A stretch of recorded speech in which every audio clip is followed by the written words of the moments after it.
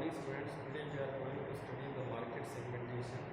Market segmentation के meaning को समझने के लिए हमें मार्केट और सेगमेंटेशन दोनों के मीनिंग को अलग अलग तरीके से समझना है, तभी हम मार्केट सेगमेंटेशन के कंप्लीट मीनिंग को समझ सकते हैं। मार्केट का मतलब क्या है? किसी भी प्रोडक्ट के जो एग्जिस्टिंग और जो फ्यूचर कस्टमर्स हैं यानी प्रोस्पेक्टिव कस्टमर्स हैं, उनकी कॉम्बिनेशन को हम मार्केट कहते हैं। इसी प्रकार सेगमेंटेशन का मतलब है डिवाइड करना, यानी ग्रुप्स बनाना या सब ग्रुप्स में उसको डिवाइड करना सेगमेंटेशन। यानी जब हम किसी भी प्रोडक्ट के कस्टमर्स को या उस प्रोडक्ट के मार्केट को हम सब ग्रुप्स में डिवाइड करते हैं तो उसी को हम मार्केट सेगमेंटेशन कहते हैं। मार्केट सेगमेंटेशन का पर्पज़ क्या है?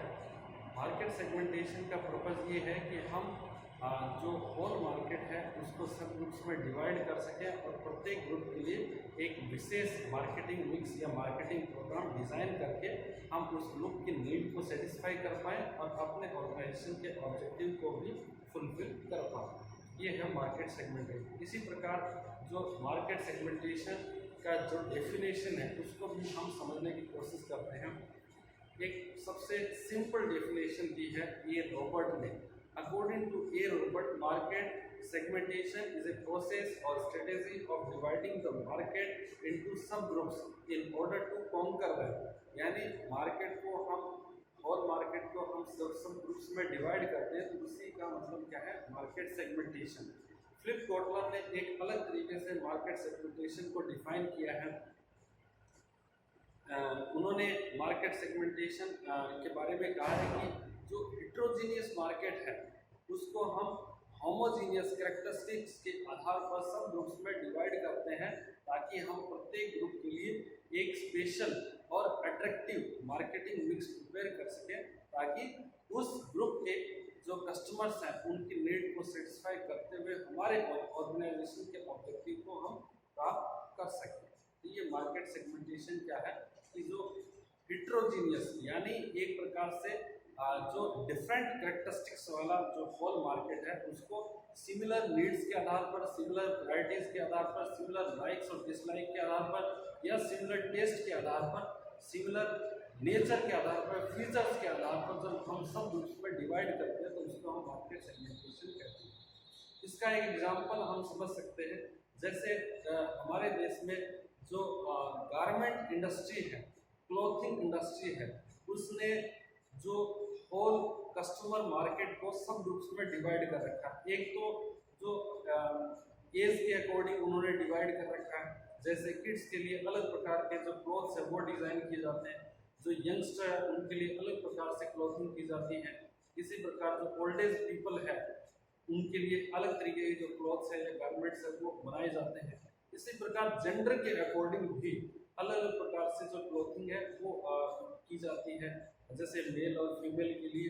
तो यहाँ पर आप समझ सकते हैं कि इन्होंने होल मार्केट को कस्टमर की नीड के अकॉर्डिंग, कस्टमर की प्रेफरेंस के अकॉर्डिंग, कस्टमर की लाइकिंग डिसलाइकिंग या फिर टेस्ट के अकॉर्डिंग उन्होंने होल मार्केट को सब ग्रुप्स में डिवाइड कर रखा है। और डिवाइड करने के पीछे एक ही पर्पज़ है कि प्रत्येक जो ग्रुप है उसके लिए हम एक विशेष मार्केटिंग प्रोग्राम डिज़ाइन कर सकें और उस ग्रुप की नीड को फुलफिल कर सकें। एग्जाम्पल के तौर पे देखिए, जैसे हमने मार्केट को जेंडर के अकॉर्डिंग डिवाइड कर दिया या सेगमेंट बना दिए, तो उसमें क्या है कि देखिए जेंडर के अकॉर्डिंग मेल और फीमेल। जो मेल का जो कंसर्न है जब वो क्लॉथ खरीदने जाता है तो उसका मेजर जो कंसर्न क्या है कि जो क्लॉथिंग है या जो गारमेंट्स है, जो कपड़े हैं वो ज़्यादा टिकाऊ रहे और एक तरीके से सिंपल दिखे, ठीक है ना। बहुत कम लोग हैं जो ज़्यादा फैशनेबल या ज़्यादा अट्रैक्टिव जो क्लॉथिंग है या जो कपड़े हैं वो खरीदते हैं। इसी प्रकार जो महिलाएं हैं उसमें क्या है कि आमतौर पर जब महिलाएं जो कपड़े खरीदने जाते हैं तो वो 3 बातों को ज़्यादा उस पर फोकस करती है। एक तो क्या है, कुछ महिलाएं ऐसी होती है जो सिंपल क्लॉथ्स या कपड़े हैं खरीदना पसंद करती है। दूसरे प्रकार की महिलाएं जो फैशनेबल जो कपड़े हैं वो खरीदना पसंद करती है। और जो तीसरी प्रकार की महिलाएं उनको जो क्वालिटी प्रोडक्ट है उसकी डिमांड वो ज़्यादा करती है। तो इस प्रकार से क्या है कि जो अलग अलग सेगमेंट ग्रुप है उसमें भी क्या है जो कस्टमर हैं उनकी भी अलग अलग जो नीड्स है, प्रायोरिटीज़ है, प्रेफरेंस है, टेस्ट है, हॉबीज़ हैं, लाइक्स हैं एंड डिसलाइक्स हैं, उनके आधार पर भी हम उसको मार्केट को सेगमेंटेशन में या सब ग्रुप्स में डिवाइड कर सकते हैं। अब देखिए यहाँ पर हम मार्केट सेगमेंटेशन की डेफिनेशन को समझते हैं। एक सबसे सिंपल डेफिनेशन है मार्केट सेगमेंटेशन की, ये ए रॉबर्ट ने दी है। Market segmentation is a process और strategy of dividing the whole market into subgroups in order to conquer them. यानी जब हम संपूर्ण बाजार को सब ग्रुप्स में डिवाइड करते हैं, छोटे समूहों में हम विभाजित करते हैं, तो उसको हम मार्केट सेगमेंटेशन कहते हैं। इसका एक ही उद्देश्य है कि प्रत्येक ग्रुप की हम आवश्यकता को समझ पाएं और उसके लिए हम एक विशेष मार्केटिंग प्रोग्राम डिजाइन कर सकें ताकि उनकी जरूरतों को हम सेटिस्फाई कर सकें। अब इसके साथ ही जो फिलिप कोटलर है उन्होंने एक डेफिनेशन दी है कि मार्केट सेगमेंटेशन क्या है कि जो हेट्रोजीनियस या अलग अलग विशेषताओं वाले जो ग्रुप है या जो कस्टमर्स है उनको समान विशेषताएं, समान नीड या जैसे सिमिलर कैरेक्टरिस्टिक्स है, सिमिलर प्रेफरेंसेस है, सिमिलर टेस्ट है, लाइक्स है, डिसलाइक्स है, उनके आधार पर सब ग्रुप्स में डिवाइड करना है ताकि प्रत्येक ग्रुप के लिए हम एक विशेष मार्केटिंग मिक्स है वो तैयार कर पाए और उनकी नीड्स को सेटिस्फाई कर पाए। तो इस प्रकार ये फिलिप कोटलर ने डिफाइन किया है कि हेट्रोजीनियस कैरेक्टरिस्टिक्स वाले ग्रुप्स को होमोजीनियस कैरेक्टरिस्टिक्स वाले सब ग्रुप्स में डिवाइड करना ही मार्केट सेगमेंटेशन है। अब हम देखिए मार्केट सेगमेंटेशन किस आधार पर हम कर सकते हैं या बाजार का विभक्तीकरण किन आधार पर किया जा सकता है, तो इनको समझने के लिए भी जो फिलिप कोटलर है एंड स्टेंटन है उन्होंने 4 बेसिस हमें जो डिफाइन किए हैं कि किन आधार पर हम मार्केट सेगमेंटेशन कर सकते हैं। तो इनको समझने के लिए देखिए सबसे पहले हम देखते हैं कि कौन कौन से आधार हैं मार्केट सेगमेंटेशन के लिए। तो सबसे पहले है जियोग्राफिकल बेसिस, भौगोलिक आधार पर, फिर उसके बाद है डेमोग्राफिकल बेसिस, फिर उसके बाद है साइकोग्राफिक बेसिस और नेक्स्ट है बिहेवियरल बेसिस। इनको हम अलग नाम से भी पुकार सकते हैं, जैसे जियोग्राफिकल सेगमेंटेशन, ओके, या फिर डेमोग्राफिक सेगमेंटेशन बेसिस या साइकोग्राफिक सेगमेंटेशन बेसिस या बिहेवियरल सेगमेंटेशन बेसिस या फिर बायर बिहेवियर सेगमेंटेशन बेसिस। तो देखिए 4 आधार पर हम मार्केट को डिवाइड कर सकते हैं सब ग्रुप्स में। तो इनको समझते हैं कि कौन कौन से एलिमेंट के आधार पर, कौन कौन सी विशेषताओं के आधार पर हम मार्केट को सब ग्रुप्स में डिवाइड कर सकते हैं। तो सबसे पहले है जियोग्राफिकल बेसिस। जियोग्राफिकल बेसिस का मतलब क्या है कि यहाँ पर जो हमारा मेन कंसर्न है वो एक तरीके से जो जियोग्राफिकल एरिया से रिलेटेड फीचर्स हैं या जो विशेषताएं हैं उनके आधार पर होल मार्केट को सब ग्रुप्स में डिवाइड करना है। एग्जाम्पल के तौर पर हम कंट्री के अकॉर्डिंग भी किसी प्रोडक्ट के लिए मार्केट को सब ग्रुप्स में डिवाइड कर सकते हैं। एग्जाम्पल क्या है कि कोई कस्टमर है, क्या वो ग्लोबली ट्रेड किया जाएगा, सेल किया जाएगा, या फिर उसको केवल कंट्री के अंदर ही उसको सेल के लिए ऑफर किया जाएगा। तो इस आधार पर क्या है हम उसके लिए मार्केट सेगमेंटेशन कर सकते हैं। इसी आधार पर स्टेट के अकॉर्डिंग भी मार्केट सेगमेंटेशन किया जा सकता है। देखिए हमारे यहाँ पर कंट्री के अंदर एक जो कल्चर है देश का वो क्या है, एरिया के अकॉर्डिंग अलग अलग कल्चर को फॉलो किया जाता है और प्रत्येक स्टेट में ये कल्चर ऑलमोस्ट बदलता रहता है, ठीक है ना। तो देखिए राजस्थान में जो कपड़े किस तरीके से पहने जाते हैं उनका अलग तरीका है, हरियाणा है उसका अलग है। इसी प्रकार से जो साउथ के जो स्टेट्स हैं उसमें अलग तरीके से जो लोग हैं कपड़े पहनते हैं। इसी प्रकार से जो नॉर्थ ईस्ट है वहाँ पर अलग प्रकार से उनका कपड़े पहनने का तरीका है। तो हम क्या कर सकते हैं कि हमारे जो क्लॉथिंग इंडस्ट्री है वो अलग अलग स्टेट्स के अकॉर्डिंग भी अपने जो मार्केट है उसको सेगमेंट कर सकती है, उसके लिए सब ग्रुप्स बना सकती है। इसी प्रकार अर्बन और रूरल के आधार पर भी हम मार्केट को सब ग्रुप्स में डिवाइड कर सकते हैं कि कोई प्रोडक्ट अर्बन कस्टमर्स के लिए होगा या फिर रूरल कस्टमर के लिए उपलब्ध करवाया जाएगा। इसी प्रकार जो क्लाइमेट के आधार पर देखिए देश में का जो क्लाइमेट है वो अलग अलग है। किसी एरिया में ज़्यादा ठंड रहती है, किसी एरिया में ज़्यादा गर्मी पड़ती है, किसी एरिया में एक तरीके से जो हमेशा बारिश होती रहती है, किसी एरिया में जहाँ पर एक तरीके से जो नॉर्मल टेम्परेचर रहता है होल ईयर।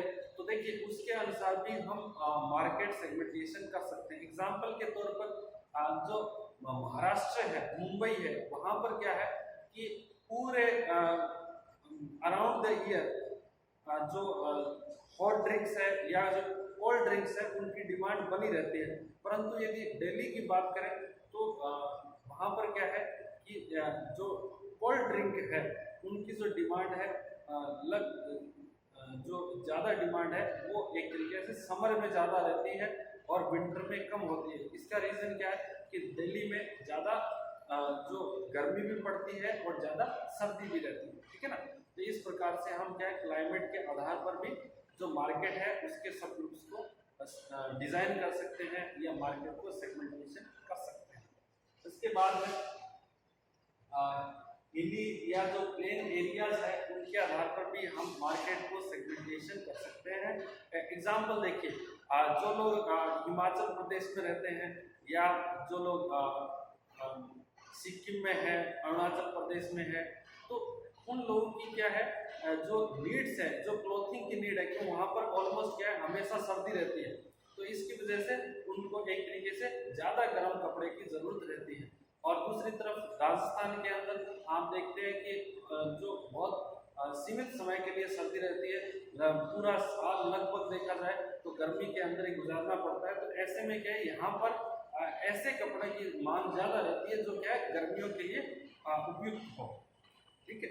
तो अब देखिए नेक्स्ट है डेमोग्राफिक बेसिस। डेमोग्राफिक बेसिस या जनसांख्यिकी आधार पर, यहाँ पर एक तरीके से ये पॉपुलेशन के बेसिस पर या पॉपुलेशन की कैरेक्टरिस्टिक्स के बेसिस पर हम होल मार्केट को सब ग्रुप्स में डिवाइड करते हैं। जैसे जो कितनी पॉपुलेशन है उसके आधार पर पॉपुलेशन का ग्रोथ क्या है, या जो डेंसिटी ऑफ पॉपुलेशन है उसके आधार पर हम कर सकते हैं, या जो पॉपुलेशन है उसका एवरेज एज क्या है। तो देखिए एज के अकॉर्डिंग हम कर सकते हैं कि जो चिल्ड्रन है उनके लिए अलग प्रकार से हम प्रोडक्ट अवेल करेंगे, या फिर जो मिडिल एज है उनके जो नीड है वो अलग है, और जो ओल्ड एज पीपल है उनकी जो ज़रूरतें हैं वो अलग है। इसके अलावा जो लाइफ साइकिल स्टेज है, लाइफ साइकिल स्टेज में क्या है कि एक तरीके से आप जो बैचलर हैं या मैरिड है या अनमैरिड हैं, विडो हैं, या फिर जो आप फैमिली के साथ रहते हैं या फैमिली से अलग रहते हैं, या आप एक तरीके से आप बच्चों के साथ रहते हैं या बिना बच्चों के साथ रहते हैं। इस प्रकार से लाइफ स्टाइल अलग अलग होती है और उसके अनुसार क्या जो लोगों की ज़रूरतें हैं वो भी अलग अलग हैं। तो उसके आधार पर भी हम बाजार को डिवाइड कर सकते हैं सब ग्रुप्स में। इसके साथ ही जो जेंडर है, फीमेल और मेल के आधार पर भी हम सब ग्रुप्स में डिवाइड करते हैं, और उनके देखिए मेल और फीमेल है उनके लाइकिंग डिसलाइकिंग है और उनके टेस्ट एंड हैबिट हैं वो भी क्या अलग अलग हैं, उनकी नीड्स भी अलग अलग हैं। तो उनके आधार पर भी मार्केट को सब ग्रुप्स में डिवाइड किया जा सकता है। इसके साथ ही इनकम है, देखिए इनकम में क्या है एक लो इनकम ग्रुप है, या जिसको हम कहते हैं एक पुअर क्लास है या मिडिल क्लास है या रिच क्लास है। तो उनके आधार पर भी हम अपने प्रोडक्ट के लिए मार्केट सेगमेंटेशन कर सकते हैं। इसी प्रकार एजुकेशन, देखिए जो पब्लिशर होते हैं जो हमारे लिए बुक्स वगैरह है छापते हैं, प्रिंट करते हैं, तो उन्होंने क्या है कि मार्केट को ऐसा नहीं है कि कोई एक पब्लिशर है वो सभी लोगों की ज़रूरत के लिए जो बुक है वो पब्लिश करेंगे या उपलब्ध करवाएंगे। एग्जाम्पल के लिए आप देखते हैं राजस्थान के अंदर जो आरपीडी है उसका जो मेन फोकस क्या है कि कॉलेज एजुकेशन के लिए उसको बुक्स है वो प्रोवाइड कराना है, ठीक है ना। इसी प्रकार जैसे संजीव प्रकाशन है जो बच्चों के लिए जो डेस्क वर्क है या जो पासबुक है इस तरीके की जो स्टेशनरी है वो प्रोवाइड करते हैं। इसके साथ ही जैसे टाटा मैक्रो हिल है पियर्सन है, तो वो क्या है हायर एजुकेशन के लिए जो बुक्स वगैरह हैं वो प्रोवाइड करते हैं। इसलिए उन्होंने क्या है एजुकेशन के आधार पर भी मार्केट को अलग अलग ग्रुप्स में डिवाइड कर रखा है। इसमें स्ट्रीम के अकॉर्डिंग भी हो सकता है कि कुछ पब्लिशर ऐसे हैं जो कॉमर्स के लिए बुक पब्लिश करते हैं, कुछ ऐसे हैं जो साइंस के लिए, और कुछ ऐसे हैं जो आर्ट्स के लिए भी बुक पब्लिश करते हैं। तो एजुकेशन के अकॉर्डिंग भी हम मार्केट को सेगमेंटेशन कर सकते हैं और सब ग्रुप्स बना सकते हैं। इसके साथ ही ऑक्यूपेशन, देखिए ऑक्यूपेशन जैसे टीचर है या फिर एडवोकेट है या डॉक्टर है या फिर कोई ड्राइवर है, तो इन सब का ऑक्यूपेशन अलग अलग है और इनकी ऑक्यूपेशन के अकॉर्डिंग जीवन जीने का तरीका भी अलग है, उनकी नीड भी अलग है। तो उनके आधार पर भी हम जो ग्रुप्स है उनको जो है सब ग्रुप्स में, कस्टमर के ग्रुप को सब ग्रुप्स में डिवाइड कर सकते हैं। नेक्स्ट है साइकोग्राफिक बेसिस, मनोवैज्ञानिक आधार पर बाजार का हम विभाजन कैसे करते हैं, सेगमेंट कैसे बनाते हैं। तो उसके लिए है लाइफस्टाइल। देखिए लाइफस्टाइल के अंदर एक जो मॉडर्न थॉट रखने वाले हैं, एक ट्रेडिशनल थॉट रखने वाले, तो उनके आधार पर भी हम जो अपने प्रोडक्ट के लिए मार्केट को सब ग्रुप्स में डिवाइड कर सकते हैं। इसके साथ ही पर्सनैलिटी में क्या है, जो कस्टमर है उसका वेट क्या है, उसका हाइट क्या है, उसका कलर कॉम्प्लेक्शन क्या है, तो उसके आधार पर भी जो मार्केट को अलग अलग ग्रुप्स में डिवाइड किया जा सकता है। एग्जांपल के तौर पर देखिए ये जो कॉस्मेटिक प्रोडक्ट डिज़ाइन करने वाली कंपनियां हैं, उनका जो मेन फोकस है वो एक तरीके से जो नॉन फेयर जो कॉम्प्लेक्शन वाले जो लोग होते हैं उनको टारगेट करना है, क्योंकि जो जिनका कॉम्प्लेक्शन एक तरीके से हमारे ये एक आप देख सकते हैं रूढ़िवादी एक विचारधारा है कि हम आमतौर पर जो लोग हैं वो फेयर कॉम्प्लेक्शन वाले लोगों को ज़्यादा ऐसा माना जाता है। जरूरी नहीं कि लोग ऐसे फेयर कॉम्प्लेक्शन वाले लोगों को ज़्यादा लाइक करते हैं, ठीक है ना। तो लोगों का जो कंसर्न है वो ये रहता है कि ये बहुत सारे जो ब्यूटी प्रोडक्ट यूज करते हैं, इसमें क्या है कि लोग अपना जो कॉम्प्लेक्शन है उसको फेयर करना चाह रहे हैं, ठीक है ना। तो कंपनियां क्या है कि इस आधार पर भी लोगों को सब ग्रुप्स में डिवाइड कर सकते हैं। अब है इसमें वैल्यूज इन लाइफ। देखिए वैल्यू क्या है, वैल्यू आप अपने जिस सोसाइटी में रहते हैं वहाँ से आप सीखते हैं, ठीक है ना। और आप किस प्रकार से जो समाज में लोग व्यवहार करते हैं, आपकी फैमिली में आपको किस प्रकार से आपकी परवरिश हुई है, तो इसके आधार पर भी क्या है आप के अंदर अलग अलग प्रकार से अपने बिहेवियर को प्रेजेंट करते हैं।